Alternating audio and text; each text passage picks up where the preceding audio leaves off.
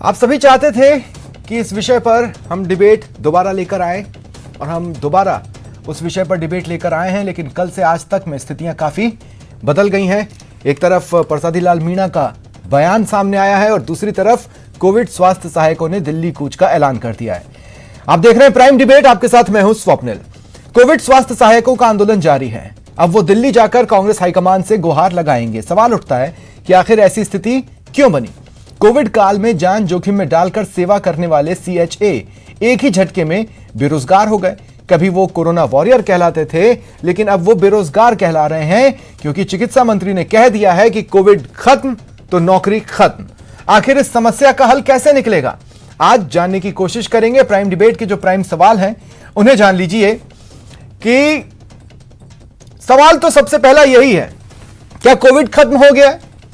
हाल के दिनों में जिस तरह से देश में केसेस एक बार फिर कोविड के सामने आए हैं, एक दिन में 24 घंटे के भीतर अगर 65% का उसमें उछाल है, नया वेरिएंट मिल चुका है। लोग एक बार फिर सावधानी बरतने के लिए चेता रहे हैं। जो जानकार हैं, विशेषज्ञ हैं, वो कह रहे हैं कि कोविड की एक और लहर आ सकती है। चौथी लहर, पांचवी लहर कोई बड़ी बात नहीं है। ऐसे में सरकार ये कैसे मान सकती है कि कोविड खत्म हो गया? और दूसरा, अगर कोविड खत्म तो नौकरी खत्म, क्या यह गलत है? ये सवाल नंबर एक। सवाल नंबर दो, अब देखिए एक बार फिर मांग उठाने वाला एक धड़ा दिल्ली का कूच कर रहा है कांग्रेस हाईकमान से मिलने के लिए। तो क्या कांग्रेस हाईकमान से ही मुद्दा हल होगा? क्योंकि प्रदेश स्तर पर सुनवाई नहीं हो रही है, ऐसा महसूस कर रही है। और सवाल नंबर तीन, कि क्या कोई बीच का रास्ता है? एक बीच का रास्ता है जिसका ऐलान मुख्यमंत्री अशोक गहलोत ने बजट में किया था, लेकिन क्या वो सचमुच सॉल्यूशन वाला, समाधान वाला बीच का रास्ता है कोविड सहायकों के लिए? आज बात इसी पर करेंगे। और मेरे साथ जो गेस्ट पैनल जुड़ रहा है उससे आपको इंट्रोड्यूस करवा देता हूं। आर तिवारी जी कांग्रेस नेता हैं, मेरे साथ जुड़ रहे हैं। रामलाल शर्मा जी बीजेपी विधायक हैं, मेरे साथ जुड़ रहे हैं। एसपी मित्तल साहब वरिष्ठ पत्रकार हैं। और सौरभ गृहस्थी शहीद स्मारक से मेरे साथ जुड़ रहे हैं, जहां पर सीएचए लगातार अपना प्रदर्शन कर रहे हैं। आप सभी का स्वागत है न्यूज 18 राजस्थान पर। आर तिवारी जी, आपसे शुरुआत करना चाहता हूं। देखिए, बड़ी अजीब सी बात है कि अगर कोई धड़ा परेशान हो और सरकार की ओर से उसे सहानुभूति न महसूस हो, ये बहुत बुरी स्थिति होती है किसी भी सरकार के लिए। लेकिन मैं ये जानना चाहता हूं आर तिवारी जी, कि आपको पता है कोविड स्वास्थ्य सहायकों की मांगे क्या क्या है? आप मुझे कैटेगोरिकली बता सकते हैं वो क्या मांग रहे हैं?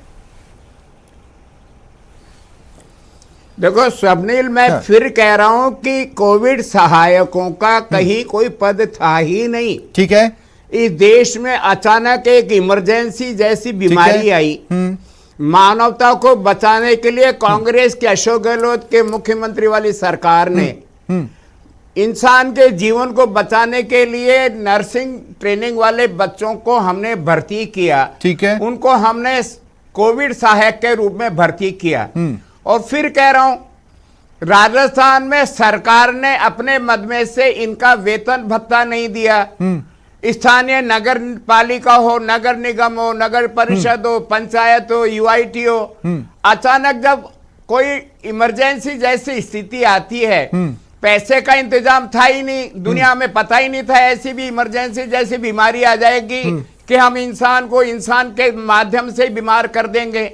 उस समय अचानक जब इमरजेंसी की जरूरत पड़ी, अत्यावश्यक सेवाओं के अंतर्गत राजस्थान के करोड़ों लोगों के जीवन को बचाने के लिए अशोक गहलोत की सरकार ने इनको जो आपने अभी कहा है ना, दर्जा जो आपने अभी कहा है ना, मैं उस पर सवाल दूंगा, वॉरियर्स लेकिन कम से कम पहले सवाल का जवाब दे दीजिए आर तिवारी जी। नहीं, देखिए ठीक है, आपने जो बोला मैंने इतनी देर तक सुना, उससे जुड़ा सवाल मैं आगे पूछूंगा। लेकिन पहला सवाल मेरा यह था कि क्या आपको इनकी मांगे पता है? क्या है इनकी मांग?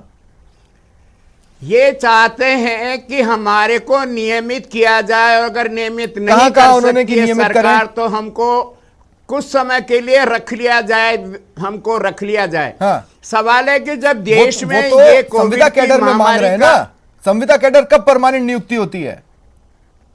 तो संविदा कैडर में भी पद के अगेंस्ट ही तो हम भर्ती करेंगे। हाँ। संविदा कैडर में भी पद के अनुसार ही ठीक है। भर्ती किया जाता है, उसमें किसी को भी भर्ती नहीं कर ठीक सकते है। ना सब। अब जो आपने पहला हिस्सा तो कहा संविदा था, में हमने अगर इनका पद नाम दिया ही नहीं, ठीक है, राजस्थान वो तो में आपने कोविड बहुत सहायक स्मार्ट का खेल कोई लिया, पद है चलिए ही वो नहीं। आपको बधाइयां उस बात के लिए। लेकिन अब मेरी बात सुनिए, अब मेरी बात सुनिएगा और ध्यान से सुनिएगा। जो आपने कहा है उसको सिलसिलेवार तरीके से मैं तर्कों से तोड़ूंगा, ठीक है। आपने कहा कि पैसों की भारी कमी थी। क्या उस समय आपने लोगों को छूट नहीं दी? क्या उस समय आपने कर्मचारियों के वेतन से एक हिस्सा अपने लिए नहीं लिया? क्या उस समय आपने लोगों को कुछ चीजों के लिए फ्री नहीं किया? उन लोगों के लिए किया ना, उसी पीरियड में किया था ना? किया ना, हाँ जीवन बचाने के लिए क्या ना स्वप्निल। हाँ, अच्छा, आम आदमी की जिंदगी को बचाने ठीक है। के लिए अशोक गहलोत जी ने तो कहा था आपने पूरा आम बजट आदमी की लगा जिंदगी दूंगा को स्वास्थ्य बचाया, विभाग पर, अपनी लेकिन साख एक बना आदमी ली, को भी हम पैसे और जिन की लोगों कमी के से दम पे मरने आपने नहीं अपनी देंगे, साख दवा के बनाई, अभाव में आज आपने मरने नहीं उनसे देंगे। रोटी का हक छीन लिया। अरे आप कमाल कर रहे हो सब। मैं कमाल कर रहा हूं? अगेंस्ट में रोज राजस्थान की सरकार देश में पहली सरकार है सब, हाँ। जिन्होंने कोविड महामारी के 2 दौर देखने के बावजूद 1 हाँ। लाख मेरे नौजवान बेटे बेटियों को, बहन भाइयों को हमने हाँ। नौकरियां दी है। हाँ। 1 लाख लोगों को पाइपलाइन वाह। में है और अगले साल 1 लाख लोगों वाह। को देंगे। ये भारत सर जी सरकार देखिए, के जो रामलाल जी आज मेरे से बात करेंगे, स्टाफ की भारत कमी से सरकार जूझ रहे थे, ने कभी इसलिए लोगों आपने की ये सुविधा इमरजेंसी की वाला रास्ता पकड़ा, ठीक है। उसके दम पे आपने अपनी साख बचाई, लोगों की जान को बचाया, पूरे मान लिया। देश में लेकिन जिन कोविड लोगों के सहायकों कंधे के पर रूप रखकर में आपने ऐसी ये सब किया, आकस्मिक भर्तियां वो की आज गई प्रदर्शन है। कर रहे हैं केवल या नहीं? राजस्थान सरकार ने नहीं की जिन गई। लोगों के कंधे देश पर में बंदूक आदमी को रखकर बचाने आपने के ये लिए सब हर हासिल राज्य किया, सरकार ने क्या वो राशन आज ढूंढा प्रदर्शन कर सबके। रहे हैं या नहीं? प्रदर्शन करने की लोकतंत्र में छूट है, हाँ। लेकिन कानून का राज है, कानून के अनुसार ही नौकरियां मिलेगी ना। तो अगर ये कानून के बिना खिलाफ है आप तो इन्हें कैसे डंडे मारकर देंगे? वहां से उठा दीजिए। अरे ये कांग्रेस का शासन है, हाँ। ये बुलडोजर वाला शासन नहीं है। नहीं तो अरे सर जी, 28,000 के सपने जब आपने बुलडोजर चला के तोड़ दिए हैं, प्रदर्शन 28,000 लोगों के सपने आपने बुलडोजर चला के ही तोड़े हैं। इसका मतलब ये नहीं कि हम कोई बुलडोजर चला दें या डंडे चलाएं। नहीं नहीं, ये तो उनका सपने तोड़े आप मौलिक अधिकार है, खुलेआम। वो अपने अधिकार के लड़ेंगे। नहीं नहीं नहीं नहीं आर तिवारी जी, मैं भटकने नहीं दूंगा बात को। मैं फिर आपसे ये कह रहा हूं, और इस बात को समझिए, इन लोगों ने आपकी भी मदद की थी, आज सड़कों पर है, इनके घर में रोटी का कोई सोल्यूशन नहीं है। स्वप्निल, फिर कह रहा हूं, इन बच्चों को, पढ़े लिखे बच्चे हैं, नर्सिंग के बच्चे हैं, राजस्थान सरकार नर्सिंग स्टाफ के लिए जो भी कोई नौकरियां का हम पद बाहर निकालेंगे, आप उसमें अप्लाई करो ना।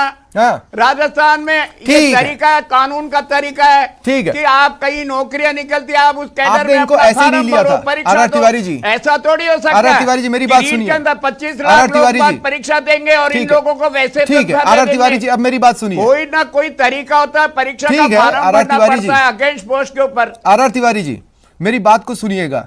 इन लोगों को आपने ऐसे ही नहीं भर्ती किया था, आपने क्राइटेरिया सेट किया था, उस क्राइटेरिया में से इन लोगों को उठाया। आपने उस क्राइटेरिया में इन लोगों के कॉन्ट्रैक्ट में इस बात को जोड़ा कि आप हमारे को सेवा देते वक्त कहीं और नौकरी या कुछ भी नहीं कर सकते। आपने उस कॉन्ट्रैक्ट में ये जोड़ा कि इस दौरान आप उच्च शिक्षा भी हासिल मत करो, आप सिर्फ काम करते रहो। ये सारी कंडीशंस आपने लगाई इन लोगों के साथ। तो बेसिकली क्या आप लोगों ने इनका जीवन बर्बाद किया? स्वप्निल, आप उस महामारी के बारे में आप कितने गंभीर हैं? वो अचानक जो महामारी आई उसमें आप इनको कैसे छूट दे सकते थे? ये कैसे पढ़ाई कर सकते थे जहां आदमी वेंटिलेटर से, ऑक्सीजन से परेशान था, दवाई से परेशान था, इनको दूसरा काम करने के लिए तो फिर आपने इनको दूध में पड़ी मक्खी की तरह निकाल फेंका। आपको इन्होंने तो आपके लिए अपना इतना समय दिया ना। राजस्थान के मुख्यमंत्री अशोक गहलोत जी ने बजट घोषणा में इनके लिए एक आरक्षण रखा है। जैसे होमगार्ड का जो आकस्मिक होता है वो सुरक्षा के लिए होता है, तो सीधे बोलिए ना कि जरूरत पड़ेगी तो इस्तेमाल करेंगे। आप ये कहिए कि जरूरत पड़ेगी तो इस्तेमाल करेंगे, बस इतनी ही वैल्यू है इन नौजवानों की आपकी निगाह में। हमने इनको एनरोल कर रखा है स्वप्निल। अगर भगवान ना करे हमको ये तीसरा दौर देखना पड़े, अगर तीसरा दौर तो देख लिया सर, इन्हीं को वापस लाएंगे। भगवान ना करे कि चौथा दौर देखना पड़े, लेकिन आपके मंत्री जी ने कह दिया कोरोना खत्म हो गया है, अब कोरोना नहीं है। मैं सौरभ आपके पास आ रहा हूं।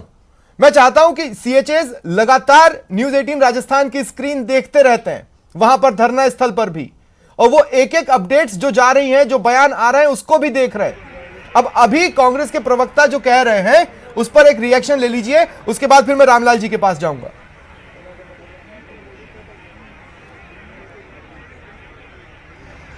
जी बिल्कुल, देखिए मैं इनके जो नेता हैं उनसे बात करने की कोशिश करता हूं कि कांग्रेस के जो नेता ये कह रहे हैं कि इमरजेंसी में जब आप लोगों को इनरोल कर रखा है, इमरजेंसी में जरूरत पड़ेगी तो आपको फिर ले लेंगे। मैं अभी उनका बयान ही सुन रहा था। मैं नेताजी से एक बात कह देना चाहता हूं। आपने एक बात बोली अभी भी, हमने प्रदेश की जनता की जान बचाने के लिए हमने ये कदम उठाया। आपको क्या अधिकार है भी आप किसी की जान बचाने के लिए किसी दूसरे की जान को खतरे में डालें? आपके पास क्या अधिकार है भी आपने लोगों की जान बचा ली कोरोना से? आपको क्या अधिकार है? आपने 28,000 परिवार को उजाड़ दिया। अगर इनमें से कोई भी एक भी साथी आर्थिक अभाव के अंदर, आपने हमें बोल रहे हो आपने हमें वेतन तक नहीं दिया, आपको शर्म आनी चाहिए। 6 महीने का वेतन हमारा, 4 महीने का वेतन अभी तक बकाया चल रहा है। आप यहाँ पे झूठ फैला रहे हो, आप धोखा कर रहे हो लोगों के साथ। अगर 28,000 में से किसी एक ने भी आत्महत्या कर ली, क्या कांग्रेस सरकार या आप उसकी जिम्मेवारी लेते हो? क्या आपको शर्म आनी चाहिए? ऐसी महामारी में काम करने के बाद आपने यहाँ पे सड़कों पे मरने के लिए छोड़ रखा है, 28,000 परिवारों को मरने के लिए छोड़ रखा है। आप वहां पे एसी में बैठे थे, तब हम लोगों के, आपके परिवार के लोगों के टीकाकरण हमने किया, कोरोना से सुरक्षा चक्कर हमने उनको पहुंचाया था। ओटी के अंदर ड्यूटियां की, हॉस्पिटलों के अंदर ड्यूटियां की, आपकी नालियों के अंदर टेमीफॉस हमने डाला था, डेंगू का सर्वे हमने किया था। शर्म आनी चाहिए नेताजी आपको। आज आपने हमारा यूज करके हमें सड़क पे फेंक दिया। आप अपने आप को नेता बोलते हो? नेता वो होता है जो प्रजा को, पूरी जनता को एक बराबर लेके चले। आप एक साइड बोल रहे हो भी आपने प्रदेश की जनता की जान बचाई। क्या इनकी जान कीमती नहीं है? क्या जो लोग यहाँ पे बैठे हैं उनकी जान की कोई कीमत नहीं है? नहीं, लेकिन वो कह रहे हैं ना कि होमगार्ड की तर्ज पर आपका भी एक कैडर बना दिया जाएगा। आप भी एक होमगार्ड की तरह काम करो। आप रहो एक होमगार्ड की तरह। आप भी जब नेता की जरूरत हो तब आ जाया करो, जब जरूरत नहीं है चले जाया करो। क्या है होमगार्ड? होमगार्ड रखना है तो 8वीं 10वीं वालों को रखो। आपको शर्म आनी चाहिए। क्या होता है होमगार्ड? होमगार्ड का मतलब होता है ये 4 साल हमने अपनी ड्यूटी पे, अपनी नौकरी पे लगाए। 4 साल हमने स्टडी की, 7 लाख रुपए हमने अपनी स्टडी पे लगाए। क्या होमगार्ड बनने के लिए लगाए थे? क्या आपने तो बोल दिया 30 दिन में से अगर 2 दिन काम होगा तो आप हमें 2 दिन के लिए। बड़ी अजीब स्थिति है, बड़ी अजीब स्थिति क्या है, मेरी इस बात को समझने की कोशिश कीजिएगा कि एक इमरजेंसी का टाइम आया इसलिए इन लोगों को हम लोगों ने लगाया, लेकिन क्या फिर डेंगू और मलेरिया भी इमरजेंसी थी? इमरजेंसी खत्म हुए तो वक्त हो गया, आपने खुद ही ढील देना चालू कर दी थी प्रदेश सरकार ने, देश की सरकार ने। तो अगर इमरजेंसी का वक्त खत्म हो गया था तो फिर इन्हें एक्सटेंड क्यों किया? आपने एक्सटेंड किया क्योंकि आप अंडर स्टाफ हैं, और आप जब अंडर स्टाफ हैं, आज आपको इनकी जरूरत महसूस नहीं हो रही है, तो आपने कहा कि साहब ऐसा है, अब तक रोटी बहुत खा ली आपने, हमने किसी तरीके से आपको रोटी खिला दी, अब रोजी और रोटी हमारी तरफ से आपके लिए बंद। ये हुआ है इनके साथ। रामलाल शर्मा जी, मैं आपके पास आ रहा हूं। रामलाल शर्मा जी, कंस्ट्रक्टिव विपक्ष ने कौन सा आंदोलन इनके लिए खड़ा किया, बताइए। देखिए स्वप्न जी, सबसे पहले तो मैं ये कहूंगा कि अभी मैंने पूरा धैर्यपूर्वक तिवारी जी को सुना, और मुझे पूरी उम्मीद है कि तिवारी जी हमारी बात को भी पूरी धैर्यपूर्वक सुनेंगे। सबसे पहले मैं नहीं सुन पाऊंगा सर, मैं रामलाल जी को भी पूरी तरह धैर्यपूर्वक नहीं सुन पाया, मैं आपको भी नहीं सुन पाऊंगा अगर आप सवाल पे नहीं रहेंगे। जी, आवाज़ मेरी? हाँ बोलिए। नहीं, मैं सवाल के ऊपर ही रहूंगा। हाँ। जब 1 तारीख को, 31 तारीख को इनका एक लेटर सरकार ने ऐसे निकाला कि इनकी सेवाएं समाप्त की जाती है। 1 तारीख को इनका धरना शुरू हुआ। डॉक्टर सतीश बुनिया जी प्रदेश अध्यक्ष से, वो बाहर थे, भरतपुर की तरफ थे, तो उन्होंने मेरे से फोन के ऊपर कहा कि इनका धरना शुरू हो चुका है, आप जाके आओ और इनकी जो भी समस्या है उसको गंभीरता से सुनकर जब समाधान तत्काल कर सकते हो आप करो। मैं खुद स्वयं इनके धरने के ऊपर गया, धरने पे पूरी बात इनकी सुनी, जो इनकी वैकल्पिक व्यवस्थाएं हो सकती थी वो करने का काम किया, नंबर 1। नंबर 2, उसके बाद में डॉक्टर सतीश बुनिया जी वापस आए तो उन्होंने ही सीधे धरना स्थल के ऊपर जाने का काम किया। और फिर हमारे डॉक्टर अरुण चतुर्वेदी जी वो धरना स्थल के ऊपर गए, नहीं गए तो किरोड़ीलाल मीणा भी। देखिए, समय समय पर अलग अलग जगह के प्रदर्शनों में आपके लोग चेहरा दिखाकर आए, मैं मना नहीं कर रहा हूं, गए तो किरोड़ीलाल मीणा जी भी, लेकिन किरोड़ीलाल मीणा जी ने कहा कि जब तक इनकी मांगे नहीं मानी जाएगी बीजेपी इनके साथ धरना स्थल पर रहेगी। कहां है बीजेपी धरना स्थल पर? कहां है साहब? स्वप्निल जी, भारतीय जनता पार्टी पूरी मजबूती के साथ इनके साथ खड़ी है, इनके हक की लड़ाई लड़ने के लिए हाँ। तैयार है, उसमें हम कहीं पीछे नहीं है।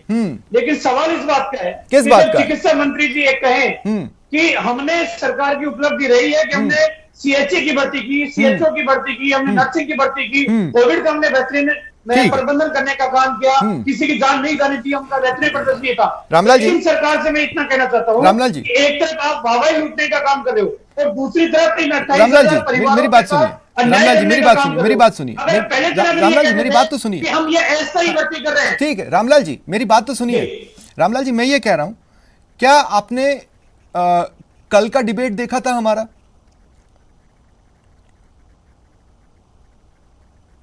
नहीं देखा स्वप्न जी। नहीं देखा था ना रामलाल जी। कल जो बीजेपी के प्रवक्ता थे, उनको मैंने इस देश के ही एक अन्य राज्य में हुई घटना के बारे में बताया, और वो घटना मैं आपके साथ शेयर कर रहा हूं।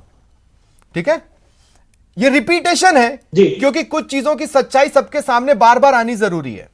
उत्तराखंड में भी हेल्थ वर्कर्स रखे गए ऐसे ही, वो भी कार्य मुक्त हुए हैं 31 तारीख को, वो भी 1 तारीख से प्रदर्शन कर रहे हैं। वहां के भी स्वास्थ्य मंत्री उनसे नहीं मिल रहे हैं, और आप कह रहे हैं आप अलग हैं। अगर आप यहां इंसाफ की मांग कर रहे हैं तो कम से कम उत्तराखंड के हेल्थ वर्कर्स को इंसाफ देते थे सर, नहीं तो कहिए यहां सियासत कर रहा हूं। स्वप्न जी, चाहे राजस्थान हो, चाहे उत्तराखंड हो, चाहे अन्य प्रदेश हो, अगर किसी भी प्रदेश के अंदर किसी भी युवा के साथ अगर राजस्थान की सरकार ये कहती कि हम इनको 1 महीने के लिए ले रहे हैं, स्वप्न जी, बहुत से विद्यार्थी ऐसे हैं, बहुत से आप अलग कर्मचारी कैसे ऐसे हैं हुए जिन्होंने रामलाल जी? मैं यही तो समझना चाह रहा हूं, आप अलग कैसे हुए? जो कांग्रेस ने यहां किया वो बीजेपी ने उत्तराखंड में किया, और आप कह रहे हैं हम अलग हैं। आप दोनों से गलती हुई है, स्वीकार कीजिए। स्वप्न जी, मैं ये कह रहा हूं कि बिल्कुल बिल्कुल अगर उत्तराखंड की सरकार ने अगर ऐसा किया है तो उनको अपने निर्णय को पुनरावृत्ति करनी चाहिए, उनको वापस बहाल करना चाहिए। तो वो उत्तराखंड में क्यों नहीं हुआ? देखिए, मैं इस सवाल को आपसे पूछूंगा, वो उत्तराखंड में क्यों नहीं हुआ? उससे पहले मेरे सिर्फ एक गैस बज रहे, मैं तुरंत आप ही के पास आऊंगा। रामलाल जी, आपका सिग्नल थोड़ा सा फ्रीज हुआ है, मेरे सहयोगी आपके सिग्नल को दोबारा जोड़ेंगे, और मैं आपको तुरंत आपसे दोबारा इसी बात पर कंटिन्यू करूंगा कि जो चीज यहां होनी चाहिए वो उत्तराखंड में हो नहीं रही है, और आप कह रहे हैं कि हमारी लाइन बड़ी है, हम बेहतर हैं। कैसे, वो मैं आपसे पूछूंगा। लेकिन उससे पहले एसपी मित्तल साहब, ये उसी तरह की बात है कि हमें आपकी जरूरत थी तो हमने आपको ले लिया, आज आपकी जरूरत नहीं है, ओके टाटा बाय बाय, हमें कोई मतलब नहीं, निकलो यहां से। स्वप्निल, मैं सबसे पहले आज जो है वो न्यूज 18 को मैं इस बात की बधाई देना चाहता हूं कि सवेरे से ही मैंने देखा कि ये जो कोविड सहायक 28,000 जो है, इनकी मांग को लगातार आप उठाए जा रहे हैं। मैंने सवेरे भी देखा, जो हमारे संवाददाता अभी जुड़े हुए हैं सौरभ गृहस्थी, मैंने देखा कि आज दिन के अंदर उन्होंने एक बहुत अच्छा काम किया जिसके माध्यम से सरकार तक ये आवाज पहुंची। कल हरीश चौधरी साहब इनके धरने पे गए थे। हरीश चौधरी साहब हम सब जानते हैं कि बहुत शक्तिशाली क्या नाम से राजस्थान में कांग्रेस के नेता हैं, पहले के मंत्री रह चुके हैं, मौजूदा समय में पंजाब के क्या नाम से प्रभारी भी हैं। वो गए थे, उन्होंने इस बात का आश्वासन दिया था, लेकिन वो जो आश्वासन था, मुझे लगता है कि वो आश्वासन उनका धरा रह गया। और आज न्यूज 18 ने जो सबसे बढ़िया काम ये किया कि जब सौरभ अवस्थी आपके वहां धरना स्थल पे मौजूद थे तो लाइन पर लिया गया हरीश चौधरी साहब को, जो हरीश चौधरी कल ये कह के आए थे कि मैं इनके साथ हूं और मैं चाहता हूं कि क्या नाम से इनकी बहाली हो। लेकिन आज उन्होंने ये जिस तरीके से अपनी बात को कहा कि मैं सरकार का अंग नहीं हूं, इसमें 3 डिपार्टमेंट मिले हुए हैं, मैं अकेला कुछ नहीं कर सकता हूं, उसके बाद में मैंने ये देखा कि जो धरना स्थल पे था वो आक्रोश हुआ। खासतौर से जो महिला वहां पे जो बैठी हुई है उनमें भी जबरदस्त नाराजगी देखी गई, और उसी वक्त ये घोषणा की गई कि हम अब दिल्ली कूच करेंगे। मेरा सारे प्रकरण में स्वप्निल ये कहना है कि जब आप एक और ये आश्वासन दे रहे हैं कि हम आपको पुनः बहाल कर देंगे, मुख्यमंत्री ने भी कहा, जो मंत्री है राजेंद्र जाटव साहब उन्होंने भी कहा, और मैं आपको बताना चाहता हूं कि राजस्थान के 100 से ज्यादा विधायकों ने इनके समर्थन में पत्र लिखे हैं। ये सब कार्रवाई, या तो आप इनको पहले दिन से मना करते हैं कि हम आपको नहीं रखेंगे, आप पिछले 21 दिन से इनको आश्वासन दे रहे हैं, 21 दिन से इनको ये उम्मीद लगाए बैठे हैं कि सरकार हमारी सुन लेगी, इसी उम्मीद में तो ये आज 21 दिन से वहां बैठे हैं। उनकी सैलरी पूरी नहीं दी गई अब तक, समझ से परे क्या स्वप्निल? मैंने कहा अरे भाई, इनकी सैलरी ही नहीं दी गई अब तक, ये तो समझ से ही परे है। हाँ स्वप्निल, इनका जो मानदेय है वो कितना है? कुल मिला के 7,900 रुपया इनका बेचारों का मानदेय है। ये बिल्कुल सही कह रहे हैं कि 7,900 रुपए मासिक मानदेय में इन्होंने अपनी पढ़ाई को छोड़ा और 24 घंटे में उस वक्त काम किया जब अस्पतालों के अंदर परिजनों, जो मरीज जो भर्ती थे, उनके परिजन क्या नाम से हाथ लगाने को तैयार नहीं थे, तब इन बच्चों ने वहां जाके काम किया। नहीं, सही बात है। मैं अपनी टीम से पूछ रहा हूं, क्या रामलाल जी मेरे साथ जुड़ चुके हैं? रामलाल जी, जहां पर बात रुकी थी वहीं से कंटिन्यू कर रहा हूं। मैं आपसे फिर कह रहा हूं, ऐसे ही सहायक, ऐसे ही हेल्पिंग हैंड्स उत्तराखंड में एक झटके में हटा दिए गए। आप कह रहे हैं यहां गलत हुआ तो वहां गलत क्यों नहीं है? वहां पे भी गलत है। ये चूक आप दोनों से हुई है, आप स्वीकार करेंगे? देखिए स्वप्निल जी, मैं एक बात करूं, चाहे सरकार उत्तराखंड की हो, चाहे सरकार राजस्थान की हो, चाहे उत्तर प्रदेश की हो, चाहे महाराष्ट्र की हो, अगर सरकार सही दिशा के अंदर निर्णय करती है तो उनको उस दिशा के अंदर रहना चाहिए। अगर उत्तराखंड की सरकार ने अगर ये निर्णय किया है तो मैं कहूंगा कि उत्तराखंड की सरकार इसके ऊपर पुनर्विचार करे और जो भी वो स्वास्थ्य सहायक के पद के ऊपर काम करने वाले लोग थे, उनकी रोजी रोटी छीनने का काम नहीं करे। लेकिन मैं दूसरी बात करूं, स्वप्निल जी, राजस्थान की सरकार इनको भर्ती करने से पहले ये कहती थी कि हम सिर्फ कोविड के लिए 1 महीने के लिए आपको ले रहे हैं, जिसको आना है आए, जिसको नहीं आना है वो नहीं आए। तो मेरे ख्याल से ऐसे बहुत से लोग हैं जो बाहर 30-40 हजार रुपए की फोर्स नहीं किया गया। नहीं रामलाल जी, आपके कहने के तरीके से ऐसा लग रहा है कि आप कह रहे हैं कि सरकार ने इनको फोर्स किया। इनको फोर्स नहीं किया गया, इनको कॉन्ट्रैक्ट दिया गया, पर उसके बाद जो स्थितियां बन रही है उस पर मैं बात कर रहा हूं। इनके कॉन्ट्रैक्ट को एक्सटेंड किया गया, कभी मलेरिया के नाम पर, कभी डेंगू के नाम पर, लेकिन अब जब इनको जरूरत है तब आप एक्सटेंशन नहीं देंगे, ये गलत है। मेरी बात सुनिए स्वप्निल जी, अगर इनको उम्मीद होती कि सरकार आने वाले समय के अंदर हमें रेगुलाइज नहीं करेगी, वो राजस्थान के अंदर सेवाएं देने चाहते थे, कंटिन्यू सेवाएं देने चाहते थे, सरकार पहले इस बात कर देती थी हम तो 2 महीने के लिए ले रहे हैं, 4 महीने के लिए ले रहे हैं, तो मेरे ख्याल से वो आते या नहीं आते। लेकिन बहुत से इनमें ऐसे कोविड सहायक है जो अपनी नर्सिंग की नौकरी छोड़कर फिर इसमें ज्वाइन करने का काम किया, और फिर राजस्थान के अंदर पूरे मापदंड बना के भर्ती की गई है। ये नहीं है कि जो आया उसी को पहले लगा दिया, और फिर बकायदा मापदंड बनाया गया, एक क्राइटेरिया सेट किया गया, क्राइटेरिया के बाद कंडीशंस लगाई गई। ऐसा नहीं है आर तिवारी जी, ऐसा तो नहीं है कि आपने अनट्रेन्ड हाथों में सौंप दिया था। सबसे पहली बात तो यही कि कोविड काल में जब एक एक व्यक्ति की जान खतरे में थी, इनकी जान आप कॉन्ट्रैक्ट पर लेकर खतरे में डालो, यह हक आपको किसने दिया था? आपने अपनी मदद के लिए इनको हायर किया ना। आज इनको मदद की जरूरत है, आप कह रहे हैं कि नहीं हमारे पास कोई रास्ता नहीं है। स्वप्निल, मानवता की सेवा करना भारत के हर व्यक्ति का, हर धर्म का, हर जात का पहला मौलिक कर्तव्य है उसका। अगर राजस्थान की सरकार ने इनको मानवता की सेवा के लिए तो सरकारें बनती है। अरे भाई, आपके कॉन्ट्रैक्ट में कहां लिखा है कि मानवता की सेवा के नाम पर आओ? रामलाल शर्मा, आपके कॉन्ट्रैक्ट में कहां लिखा था कि मानवता की सेवा के नाम पर आओ? इनकी सेवाओं को हम शत नमन करते हैं, हाथ जोड़ते हैं, सैल्यूट करते हैं। देश राजस्थान के करोड़ों लोगों की जिंदगी को बचाने के लिए इन्होंने जो काम किया वो अनुकरणीय उदाहरण है। तो ये जो आपने दिया उनको वो इनाम है उस चीज का करने के लिए, तो ये जो आपने उनको दिया वो इनाम है इस चीज का। मांग रहे तो ये गलत बात है। एक बात को समझिए, मैं इस वक्त दरअसल मेरे पास समय हो गया एक ब्रेक लेने का, लेकिन मैं ये बात बोलकर ब्रेक लूंगा कि आपके अंडर में बार बार लोगों को दिल्ली जाना पड़ रहा है। आपके अंडर में बेरोजगारों को भी दिल्ली जाकर प्रदर्शन करना पड़ा क्योंकि उन्हें लगा यहां सुनवाई नहीं है। आप ही के अंडर में कंप्यूटर की नौकरी पाने की इच्छा रखने वालों को दिल्ली जाकर प्रदर्शन करना पड़ा क्योंकि उन्हें लगा यहां सुनवाई नहीं है। और अब सीएचए भी दिल्ली की राह पकड़ रहे हैं क्योंकि उन्हें यह लग रहा है यहां सुनवाई नहीं है। हमने देश में जो संविधान दिया है हर व्यक्ति को उसका मौलिक अधिकार है कि वो अपनी बात को रखने के लिए कहीं भी ठीक है। मैं एक छोटे से ब्रेक के लिए यहां पर रुक रहा हूं। आप सभी से मेरी रिक्वेस्ट है मेरे साथ बने रहें। मैं ब्रेक के बाद लौटूंगा तो एक बार फिर जहां पर प्रदर्शन चल रहा है वहां का रुख करूंगा और अब तक जो डिस्कशन हुआ है उस पर रिएक्शन लूंगा। एक छोटे से ब्रेक के लिए रुक रहे हैं, जल्द हाजिर होते हैं।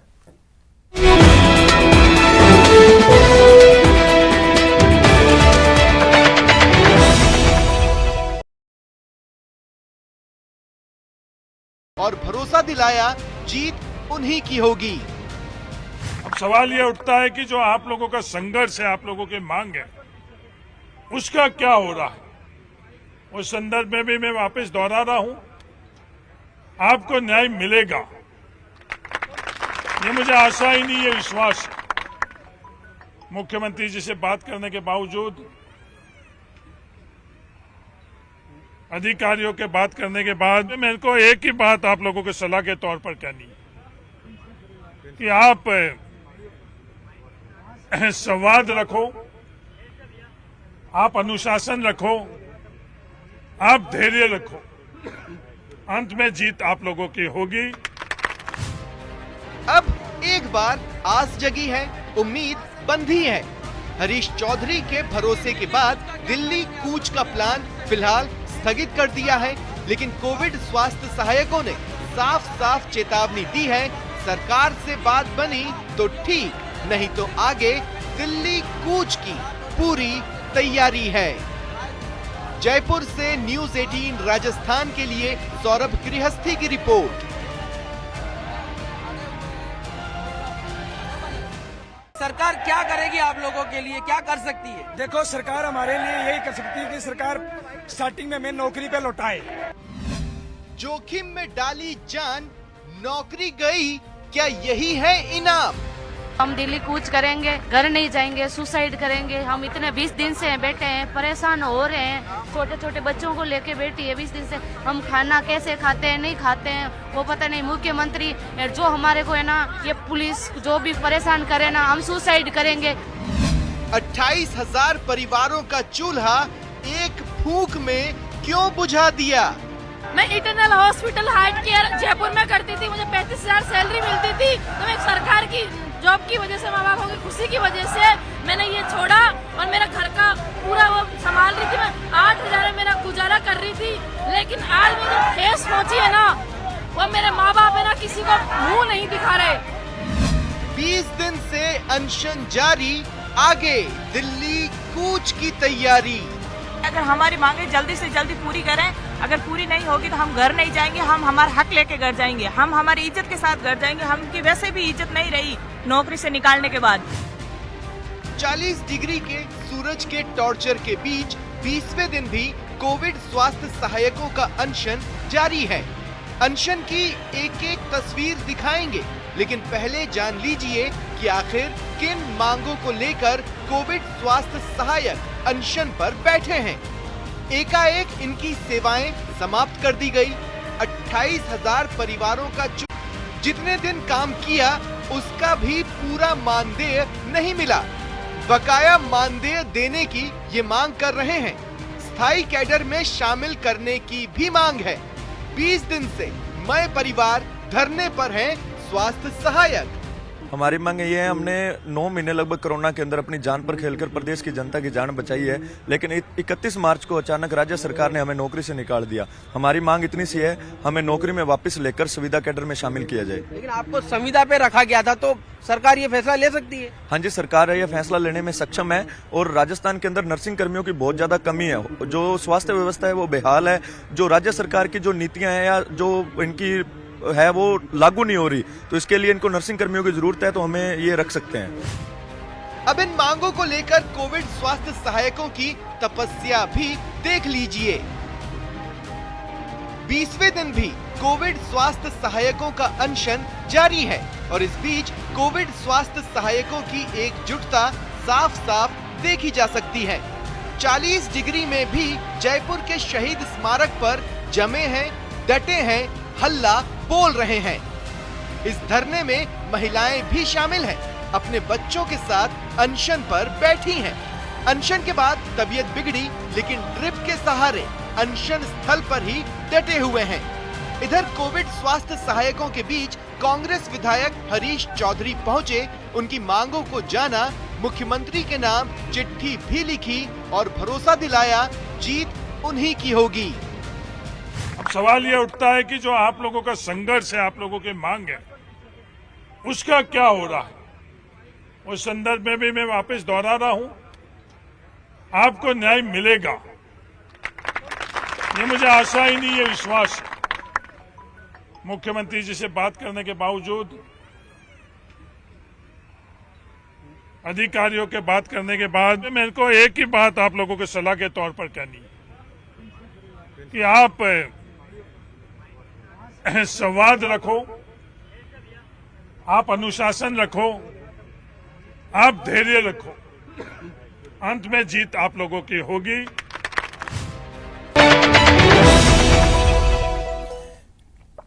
ब्रेक के बाद स्वागत है आप सभी का। देखिए, अब प्रदेश की सियासत ने ही हमें बताया, प्रदेश की सरकार ने ही हमें बताया कि कोविड से हमारे यहाँ बेहतरीन फाइट हुई है, हमारे मॉडल को देश विदेश में पसंद किया गया। प्रधानमंत्री मोदी ने भी हमारी तारीफ की और वैक्सीनेशन में भी हमने कमाल करके दिखाया है। और ये सब जिनके भरोसे हो पाया है, आज वो धरना स्थल पर मौजूद है, प्रदर्शन कर रहे हैं। क्योंकि एक तो उनकी मेहनत का पसीना सूखने तक भी उनका मेहनताना उन्हें नहीं मिल पाया, और दूसरा ये कि अब कोई मेहनताना नहीं है, अब कोई सहानुभूति भी नहीं है। अब अगर कुछ है तो सीधे दो टूक शब्दों में ये कि सीएम साहब ने जो बजट में घोषणा की है उसके पूरे होने का इंतजार कीजिए, तब तक आपके लिए कुछ नहीं हो सकता। मेरे तमाम गेस्ट मेरे साथ बने हुए। सबसे पहले शहीद स्मारक जा रहा हूं, सौरभ गृहस्थी, मैं आपके पास आ रहा हूं। और सौरभ, मैं चाहता हूं कि आप वहां पर लोगों से बातचीत करें। अब उन्होंने तो सिस्टम में रहकर काम करके देखा है, उन्हें तो यह पता है कि भाई उन्हें लोगों के घरों में जाके सर्वे करना पड़ा, वैक्सीन के लिए उनको जागरूक करना पड़ा, उन्हें दवाइयां बांटनी पड़ी, उन्होंने यहां तक कि ब्लड टेस्ट भी किए हैं, डेंगू में भी काम किया, मलेरिया में भी काम किया। तो उन्हें तो ये पता है कि नर्सिंग स्टाफ की कमी है या नहीं है, तो वो बताएंगे कि कितना सही मौका है इन्हें इस तरह बेघर करने का। जी बिल्कुल, देखिए इनसे ही बात कर ले। जी बिल्कुल, इन्हीं से बात कर ले। पहले रवि चोपड़ा जो इन सीएचए के नेता हैं उनसे बात करेंगे, क्योंकि वो आर तिवारी साहब ने जो बात कही है उस पर जो है वो रिएक्शन देना चाहते हैं। क्या रवि, आप क्या कहना चाहते हैं? मैं आर तिवारी जी की बात पे एक बार बोलना चाहता हूँ। आपने जो बात ये बोली है ना आज, वो आपको उस दिन बोलनी चाहिए थी जब देश के अंदर, पूरे देश के अंदर एक भ्रम फैला हुआ था भी वैक्सीन लगवाने से लोगों की जान चली जाएगी, वैक्सीन लगवाने से पता नहीं क्या हो जाएगा। तब आप आके ये बात बोलते भी ऐसे करके इनको निकाल दो। हमने अपने गांव के, अपने कस्बे के, अपने शहर के लोगों को विश्वास में डालकर कैसे वैक्सीन लगाई वो चीज हमें पता है। अगर उस वैक्सीन से किसी को कुछ हो जाता ना, तो तिवारी जी आपको कोई नहीं पूछने आता, लोग हमारे कपड़े फाड़ते, हमें पीट पीट के मार देते। जिस विश्वास के साथ लोगों ने वैक्सीन लगवाई है ना, उसी विश्वास के साथ लोग हमारे साथ हैं। आप ये बात जो सीएचए के बारे में आप जो अपने घर पे बैठकर एसी में ये बात बोल रहे हो ना, एक बार कल दोपहर में 44 डिग्री के अंदर आके यहाँ पे लोगों की आंखों में आंखें डाल के ये बात बोलना, फिर आपको हमारी पीड़ा, हमारा दर्द समझ में आएगा। एक बार आप कल शहीद स्मारक जरूर आना, कोशिश करना आने की, और यहाँ पे आके 2 घंटे बैठना, आपको हमारी पीड़ा और हमारा दर्द समझ में आएगा। अच्छा, एक बात और बताइए कि आपने और कोरोना काल में क्या काम किए हैं? जो कोई लोग बाहर नहीं निकल रहे थे तब आप लोग इसमें जुटे, तब आप लोगों ने क्या क्या काम किए हैं? हमारे जब ऑर्डर निकले तो उसके अंदर हमारा जो काम था वो था कोविड सर्वे और दवा वितरण का। सरकार ने जब हमारा पहला एक्सटेंशन बढ़ाया था, उसके साथ साथ हमारा कार्य दायरा भी बढ़ाया था। उसके अंदर हमारा एनसीडी सर्वे करना, एनसी सर्वे ऑनलाइन करना, डेंगू सर्वे करना, टेमीफोस करना, वेरीफायर का काम जो वैक्सीनेशन में होता है वो भी हमारे द्वारा करवाया गया। ओपीडी के अंदर हमारी ड्यूटियां लगाई गई, चिकित्सालयों के अंदर, आईपीडी के अंदर, ओटी के अंदर, स्टोर रूम के अंदर, लेबर वार्ड के अंदर, हर वार्ड के अंदर हमसे ड्यूटियां लगवाई गई। जो एनसीडी का सर्वे था, मैं बता देना चाहता हूं, कुछ जिलों का जो 2017 से पहले पेंडिंग चल रहा था, वो हमारे जो लोग थे उन्होंने 2 महीने के अंदर, मात्र 2 महीने के अंदर एनसीडी का सर्वे जो पूरा कंप्लीट किया था, जिसका इंसेंटिव भी हमें नहीं दिया गया, दूसरे कर्मचारियों को दिया गया। चिरंजीवी कैंप जिसको सरकार बोलती है भी, चिरंजीवी योजना के तहत हमने बेस्ट काम किया है। चिरंजीवी योजना, चिरंजीवी कार्ड बनाने का काम सीएचए ने किया गया, और उस कॉन्ट्रैक्ट को ट्रीट ऐसे किया गया कि आम के आम और गुठलियों के दाम, और फिर गुठली को निकाल फेंका। मित्तल साहब, मैं आपके पास आ रहा हूं। देखिए, बीते कुछ समय में हमने देखा है ये संविदा टाइप की चीजें, ये कॉन्ट्रैक्ट वाली टाइप की चीजें, इसका विरोध कांग्रेस में ही आलाकमान के स्तर पर हुआ है। प्रियंका गांधी ने विरोध किया है, ठीक है। प्रियंका गांधी ने कहा कि इस शब्द में ही, इस सोच में ही गड़बड़ है, और उस सोच को गहलोत सरकार ने तुरंत अपना लिया इमरजेंसी का नाम देकर। चलिए मान लिया इमरजेंसी थी, लेकिन आपने इन लोगों की जान भी उस दौरान खतरे में डाली। अब मैं ये नहीं कह रहा हूं कि कोई रास्ता बनता है या नहीं बनता है, मैं ये कह रहा हूं कि सिंपैथी होनी चाहिए, सहानुभूति होनी चाहिए। लेकिन पीएल मीणा साहब का बयान सुनो तो लगता है वो न जाने किस खुमारी में है। आज जिस तरीके से उन्होंने बोला, सच में लगा न जाने किस खुमारी में है। आपने तो तय मान लिया कि चलिए 2023 के चुनाव में आप दोबारा लौट आएंगे, लेकिन वो तो पब्लिक डिसाइड करेगी ना, वो तो पब्लिक डिसाइड करेगी, और पब्लिक ये सब देख रही है। सबलिन, मेरा इस मामले में कहना है कि राजस्थान के मुख्यमंत्री और जो राजस्थान के पूर्व स्वास्थ्य मंत्री रघु शर्मा साहब और अभी प्रसादी लाल जी मीणा साहब, ये सारे लोग इस बात का श्रेय लेते हैं कि देश भर के अंदर यदि कोविड नियंत्रण का काम किया गया, संक्रमण को रोकने का काम किया, तो राजस्थान ने किया और राजस्थान पहले नंबर पर देश में। और यहाँ तक कहता है कि प्रधानमंत्री ने भी राजस्थान के जो मैनेजमेंट है, कोविड मैनेजमेंट था, उसकी प्रशंसा की। उस प्रशंसा को करवाने में मेरा ये मानना है कि ये जो 28,000 क्या नाम से कोविड सहायक है, इनकी भी बहुत महत्वपूर्ण भूमिका रही। उनके भी जो प्रतिनिधि ने जो बात बताया, वाकई ये बात बिल्कुल सही है कि उन्होंने अपनी जान को जोखिम में डालकर ये सारा काम किया और इसीलिए क्या नाम से सरकार। और दूसरा देखिए, दूसरा क्या है ना मित्तल साहब, अगर कोई रास्ता निकालना चाहे तो रास्ता निकल जाता है, जितना जल्दी निकालना चाहे उतना जल्दी निकल जाता है। लेकिन जब ऐसा महसूस होने लगता है कि शायद रास्ता निकालने की कोशिश ही नहीं हो रही, तो आदमी ठगा सा महसूस करता है। ये CHA और इस इशू को देख रहे तमाम हमारे दर्शक ठगे से इसलिए हैं क्योंकि दिल ये मानने को गवारा नहीं कर रहा कि कोई रास्ता नहीं हो सकता। शबलीन, ये बात बिल्कुल सही है कि पिछले जब से इन्होंने अपना धरना शुरू किया तब से इनको आश्वासन मिल रहा है, और आश्वासन कोई भारतीय जनता पार्टी जो विपक्ष के नेता है उसके ओर से नहीं मिल रहा है, उनको सत्तारूढ़ पार्टी की ओर से भी ये आश्वासन मिल रहा है। आज जिस तरीके से प्रसादी लाल मीणा जी ने, जो स्वास्थ्य मंत्री है मौजूदा समय में, उन्होंने जो बात कही है वो समझ में नहीं आ रहा कि किस संदर्भ में उन्होंने इस तरीके से दो टूक शब्दों में कह दिया। तो फिर इतने दिन से आप किस बात का क्या नाम से इनको आश्वासन लगातार दे रहे? भारतीय जो सत्तारूढ़ कांग्रेस है उसके बड़े बड़े नेता इनके धरना स्थल पर जाके ये बात कह रहे हैं कि हम सरकार से बात कर रहे हैं। और इसमें एक महत्वपूर्ण बात हो रही है कि अभी राजस्थान के मुख्यमंत्री अशोक गहलोत का खुद कहना है कि क्या नाम से अभी कोविड गया नहीं है। और मैं बताना चाहता हूं कि आज से जो दिल्ली हमारा पड़ोसी राज्य है उसने मास्क को अनिवार्य कर दिया है। दोबारा आप अंदाजा लगा सकते हैं कि देश में कितनी खतरनाक स्थिति है कोरोना को लेके। राजस्थान से जुड़ा हुआ प्रदेश है, इसके अलावा और प्रदेशों ने भी इस बात की कोशिश की है कि मास्क को अनिवार्य कर दिया जाए। ऐसी स्थिति के अंदर मुझे लगता है कि ये जो कोविड सहायक है इनके साथ इस तरह का अन्याय नहीं किया जाना चाहिए। सबसे पहले 4 महीने का पारिश्रमिक इस सोच में ही सबसे बड़ी चूक है। और दूसरा, अगर जिस समय आपने कोविड खत्म माना था तो उसके बाद फिर इनके कॉन्ट्रैक्ट को किस बेसिस पर आगे एक्सटेंड किया गया था? RR तिवारी जी, मुझे बताइए, आपने एक्सटेंड किया ही क्यों था? इनका कॉन्ट्रैक्ट किया ही क्यों था? स्वप्निल, आप बात को घुमा फिरा करके फिर वहीं लेकर के जा रहे हो। कहा? अभी मित्तल साहब कह रहे थे कि आज राजस्थान के चिकित्सा मंत्री ने जो बयान दिया वो बड़ा ही अजीब तरीके का बयान है। हाँ, वो कह रहे हैं कोविड खत्म है, इसमें अजीब क्या नहीं है? मैं कह रहा हूं कोविड खत्म कहने के लिए किसने कहा? कोविड कभी भी आ सकता है, हमने थोड़ा ना कहा। सवाल ये कि उन्होंने कहा मुख्यमंत्री के स्तर पर ही फैसले होंगे। और फिर कह रहा हूं, फिर इतने विभाग क्यों बने हुए हैं? जैसे अलग मंत्री क्यों बनाए हैं? छोड़िए, जैसे जननायक अशोक, मेरी बात सुनो स्वप्निल, मेरी बात सुनो। टीम के मुखिया प्रधानमंत्री या मुख्यमंत्री होते हैं, फैसले अंतिम स्तर के ऊपर प्रधानमंत्री या मुख्यमंत्री जी को करना होता है। मैं फिर कह रहा हूं, रवि चोपड़ा हमारा बेटा है, ये 28,000 लड़के लड़कियां हमारे बच्चे हैं, इनके भरोसे राजस्थान ने कोविड में नंबर 1 पर हमने विजय प्राप्त की है। मैं आपको एक बात बताऊं, आने वाले कि अगर रवि चोपड़ा आपका बेटा है, फिर मैं कह रहा हूं राजस्थान की कांग्रेस पार्टी के कार्यकर्ता इनके साथ में है, वो आपके सगे बच्चे नहीं है, कम से कम उन्हें ये महसूस नहीं हो रहा। स्वप्निल, मैं कह रहा हूं पार्टी की तरफ से हम खुद मुख्यमंत्री जी को निवेदन कर रहे हैं, कृपया इनके ऊपर पुनर्विचार किया जाए। एक तरफा कार्रवाई नहीं होगी, लेकिन फिर आज क्यों उनकी कल की जुबान से अलग शब्द आज निकलने लगे? आज अलग शब्द निकले ना उनकी भी जुबान से। वो सरकार का, हरीश चौधरी सरकार का हिस्सा नहीं है। हाँ, नहीं है, लेकिन संगठन का हिस्सा है।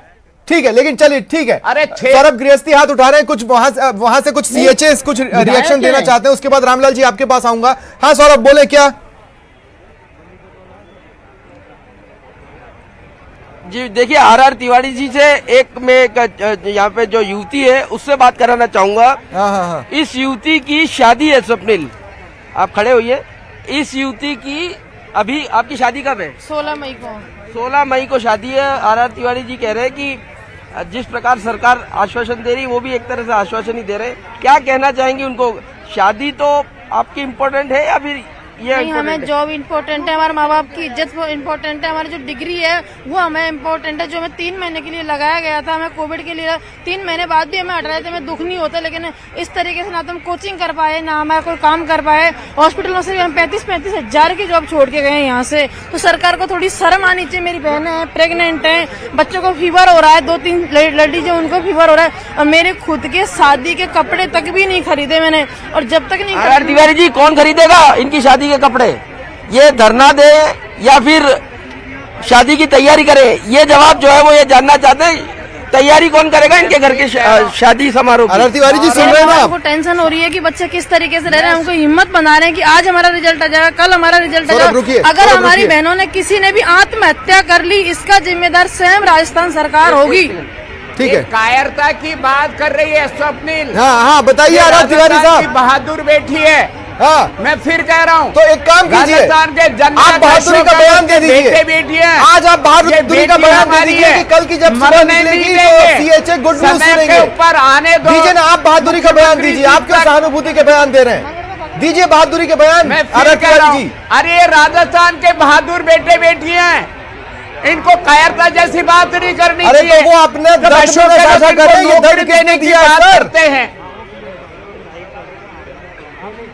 स्वप्निल, समय का इंतजार करना चाहिए, इतनी जल्दी हताश और निराश नहीं होना चाहिए। होता क्या है ना, इन्होंने जो कदम उठाया, 5-5 साल में सरकारें आती है जाती है, इसलिए आप समय के इंतजार की वैल्यू समझते हैं। लेकिन जो आम लोग रहते हैं सर, उनके लिए हर एक दिन एक जंग होती है।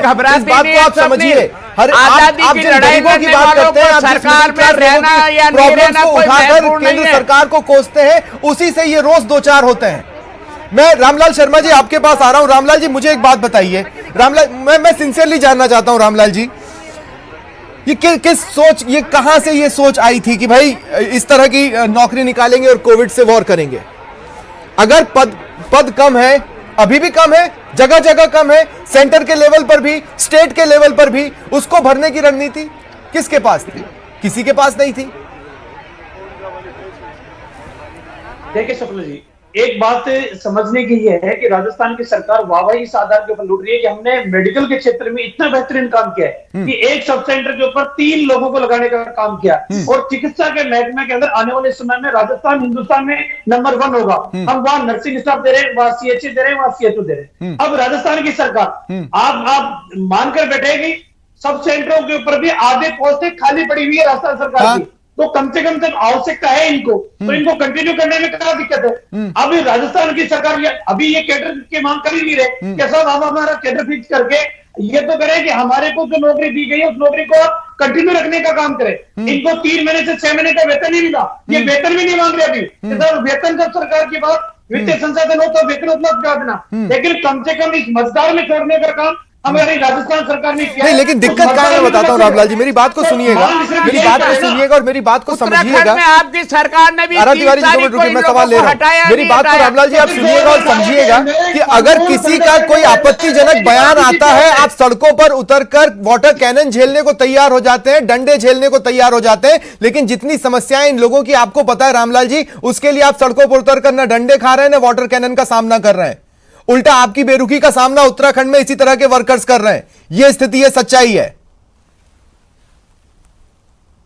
चपल जी, हम भारतीय जनता पार्टी का प्रत्येक कार्यकर्ता इनकी मांगों के साथ में सबसे ज्यादा पत्र लिखने का काम किया तो भारतीय जनता पार्टी के विधायकों ने किया, अच्छा, सांसदों ने किया, राजस्थान की सरकार के सामने समस्याओं के ऊपर इनकी मांग रखने का काम किया। ये जो विधानसभा में आपने इतने सारे प्रदर्शन किए थे बजट सत्र के दौरान, ये जो विधानसभा में आपने इतने सारे प्रदर्शन किए थे, वॉकआउट किए थे, क्या उस प्रदर्शन में से एक भी नारा, क्या उस वॉकआउट में से एक भी वॉकआउट सीएचए के लिए था? नहीं था। आपके दिमाग में ये इश्यू नहीं था रामलाल जी? चौकल जी, भारतीय जनता पार्टी के तमाम विधायकों ने इस बात को सदन के अंदर रखने का काम किया था, लेकिन विधानसभा 28 तारीख को समाप्त हुई और 31 तारीख को इनकी सेवाएं समाप्त करने का काम सरकार ने किया। विधानसभा के बाद में सेवाएं समाप्त करने का काम किया। मैं तो ये कह रहा हूं, आज भी प्रताप सिंह खाचरियावास जी ये कह रहे थे कि मैं इनकी मांग के लिए लड़ाई लड़ूंगा, इनको न्याय दिला के रहूंगा। तो एक तरफ न्याय दिलाने वाले मंत्री और विभाग के मंत्री लेकिन ये एक पॉइंट है जिस पर मैं बोलना चाहता हूं। ये अलग अलग तरह के बयान आर तिवारी जी आपकी पार्टी के भीतर से आ रहे हैं। मैं आपसे एक बात पूछना चाहता हूं, कैसा लगता है जब यहां पर एक धड़ा ऐसा खड़ा होता है एक दिन जिसको ये लगता है कि यहां पर सुनवाई नहीं हो रही, हमें दिल्ली जाना पड़ेगा, और वहां से भी वो कुछ बहुत मोटा कुछ खास हाथ में लेकर लौटते नहीं है, वो वहां से भी निराश लौट आते हैं। ये तो इनको फैसला करना चाहिए। राजस्थान में जननायक अशोक गहलोत अब की बार जो सरकार चला रहे हैं, तीसरी बार वो जनता के कल्याण के लिए सरकार चला रहे हैं। हम सत्ता लोलुप नहीं है, सत्ता में रहे या नहीं रहे, जितनी जन कल्याणकारी योजनाएं अब की बार अशोक गहलोत ने दिए, मैं कर रहा हूँ अपने 28,000 बेरोजगार जो सीएचए हैं, हजारों के बारे में भी सीएम के नाम आपको आशा रखनी चाहिए। तो ये इशू सीएम साहब तक पहुंचा होगा ना। सीएम साहब ने ट्वीट किया था, आर तिवारी जी सीएम साहब ने अभी थोड़े दिन पहले ट्वीट किया था और सीएम साहब ने ये कहा था गर्मी बहुत तेज है, लू से बचिए। तो सीएम साहब को ये पता होगा ना, 20 दिन से धूप में ये लोग बैठे हैं, छोटे छोटे बच्चे बैठे हैं, प्रेग्नेंट लेडीज बैठी हैं, पता होगा ना कि नहीं पता है उन्हें? अरे लोग अपनी बात मनवाने के लिए लोगों को संघर्ष करना पड़ता, वो ये भी करते हैं। तो भाई आप कांग्रेस के दिखा नेताओं देते, को भी कहना आप पड़ता है, दिखा देते, रगड़ाई होती है तब जाकर के, जब तक रगड़ाई नहीं होती है नेताओं की तब तक उनको कोई पता नहीं चलता। तो संघर्ष से ही आदमी का आप कह सकते हैं, ये आप कह सकते हैं, संघर्ष होगा, जिनके घर चलते हैं वो कह सकते हैं, जिनको घर चलाने में मुसीबतों का सामना करना पड़ता है वो इस तरह की बातें नहीं करते। संघर्ष से ही आगे का रास्ता निकलता है। ये संघर्ष कर रहे हैं तो कोई ना कोई रास्ता साहब, मैं आपसे बहुत बहुत माफी चाहता हूं। मैं चाहता था इस डिबेट का क्लोजिंग कमेंट मैं आपसे लूंगा, लेकिन मैं आपसे बहुत बहुत माफी चाहता हूं कि मैं इस वक्त आपके पास नहीं आ पाऊंगा, क्योंकि मैं चाहता हूं मेरे पास अंतिम जो 1.5 मिनट बचे हैं वो इन सीएचएस के नाम ही चले जाएं। सौरभ मैं आपके पास आ रहा हूं, अंतिम 1.5 मिनट है मेरे पास, बात करें आप। जी बिल्कुल, देखिए सीएचए के जो नेता है उनसे ही बात कर लेते हैं अब क्या रणनीति रहने वाली, क्योंकि तमाम तरह की बातें, आश्वासन, सब कुछ इन्होंने सुन लिया है। अब आप लोग, क्योंकि सभी मंत्री की बात सुन ली, पूर्व मंत्री भी यहाँ पर आगे गए, उन्होंने भी पूरा समर्थन दिया, अब आप लोगों की क्या रणनीति रहने वाली, क्या कुछ करने वाले आप लोग? अब हमारा दिल्ली के अंदर साथ साथ में धरना प्रदर्शन जारी रहेगा और हम ये बात की मांग रखते हैं भी शिक्षा मंत्री जी को इस बात के ऊपर माफी मांगनी चाहिए, माफी छोड़ो उनको इस्तीफा देना चाहिए। अगर उनको सीएचए का मतलब नहीं पता, एक नर्सिंग कर्मी का मतलब नहीं पता, नर्सिंग कर्मी का काम नहीं पता, तो उनको इस पद पर रहने की कोई भी जरूरत नहीं है, वो पद से इस्तीफा दें। हम अब आने वाले टाइम में जो कल से आने दूसरे जिलों के अंदर जिला वाइज हम शिक्षा मंत्री जी का पुतला भी फूकने का काम करेंगे, क्योंकि इन्होंने पूरे नर्सिंग संवर्ग की बेइज्जती की है, नर्सिंग की डिग्री की बेइज्जती की है, नर्सिंगधारी की बेइज्जती की है। दिल्ली जाने का क्या कार्यक्रम? दिल्ली हमारा कार्यक्रम है, लोग हमारे यहाँ से निकल चुके हैं, सभी जिलों से लोग दिल्ली पहुंचना चालू हो गए हैं और हम कल को सोनिया गांधी जी के बंगले के बाहर हमारी टीम द्वारा धरना प्रदर्शन किया जाएगा। धरना प्रदर्शन किया जाएगा, लेकिन अंतिम तस्वीर में आपको स्वप्निल ये दिखाना चाहूंगा, ये तस्वीर है यहाँ की, ये आप तस्वीर देखिए, ये जो महिला है सीएचए, कहाँ से आई हैं आप? सिरोही से सर। सिरोही से आए, तो परिवार समेत हैं आप, और क्या तकलीफें झेलनी पड़ रही है यहाँ पे आप लोगों को? इसको फीवर हो रखा है, डायरिया वॉमिटिंग भी हो रही है। आज 21 दिन से हम लोग यहाँ बैठे हैं इतनी धूप में, और इसके बहुत सारी प्रॉब्लम हो रही है इनकी गर्मी की वजह से। बच्चों को घर पे रखने वाला भी कोई नहीं है, हमारे सास है वो बुढ़ी है, वो भी नहीं रख सकते, और फादर है वो बाहर रहते, तो इनके रखने के लिए कोई नहीं है, इसलिए हम इसको लेके आए बच्ची को। धन्यवाद। देखिए मैं जाने से पहले सिर्फ एक बात कहना चाहता हूँ, हमारे यहाँ ब्रेकिंग चल रही है, हमारे यहाँ ये ब्रेकिंग चल रही है कमिंग अप के बीच में कि कोरोना की चौथी लहर आ सकती है, इसको लेकर आज चिंतन होगा। और मुख्यमंत्री अशोक गहलोत ने आज कोविड संक्रमण की समीक्षा की है, और वहीं प्रसादी लाल मीणा जी ने कहा है कि साहब कोविड हो गया है खत्म। बहुत बहुत शुक्रिया आप सभी का मेरे साथ जुड़ने के लिए और इस चर्चा में शामिल होने के लिए। यह था आज का प्राइम डिबेट। नमस्कार।